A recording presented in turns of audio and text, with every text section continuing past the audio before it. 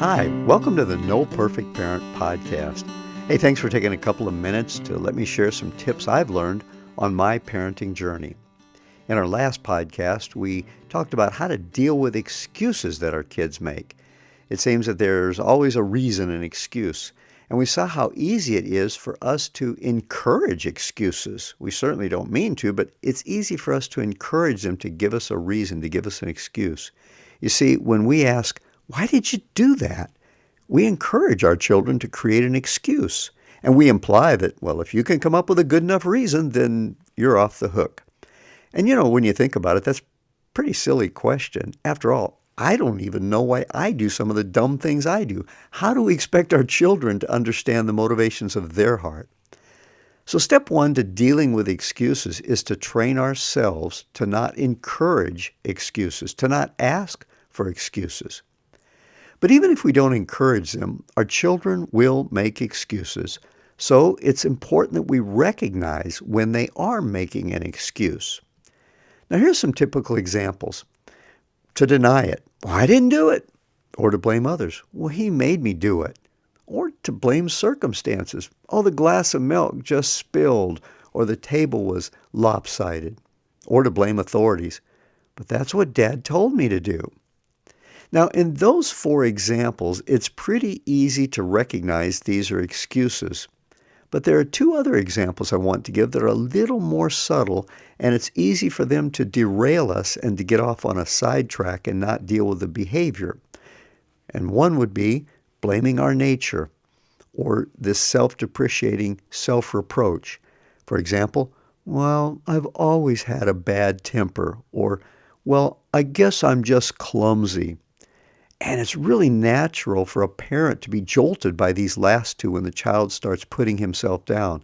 And then we come back with, "Oh, you aren't clumsy," or "No, you're not stupid, you're not lazy, it was just an accident."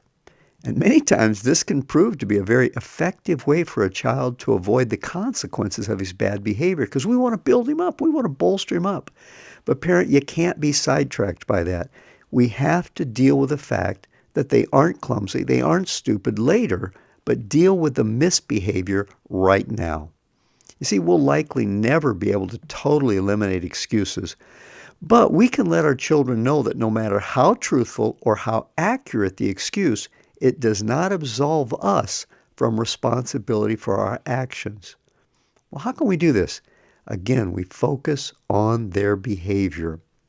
Let's look at it like if several kids are involved, for example. Joey comes in and he reports, "Susie threw the spoon at Johnny."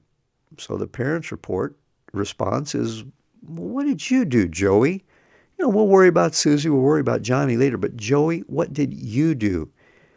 Or, "She called me a name, so I hit her." The parent's response needs to be, "So you hit your sister." We're not worrying about her calling you a name right now because I'm dealing with you. You hit your sister. This puts the focus back on his behavior and not on his excuse.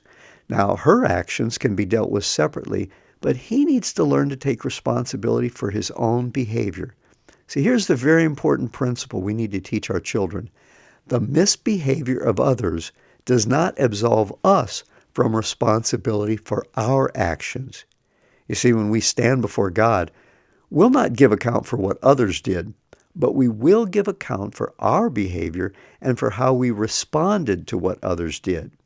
By training our children that they are accountable for their behavior, regardless of what others did, we are preparing them for life and for eternity. Ecclesiastes 5:6 in the Message says this, "Don't let your mouth make a total sinner of you. When called to give account, you won't get by with, 'Oh, sorry, I didn't mean it.'"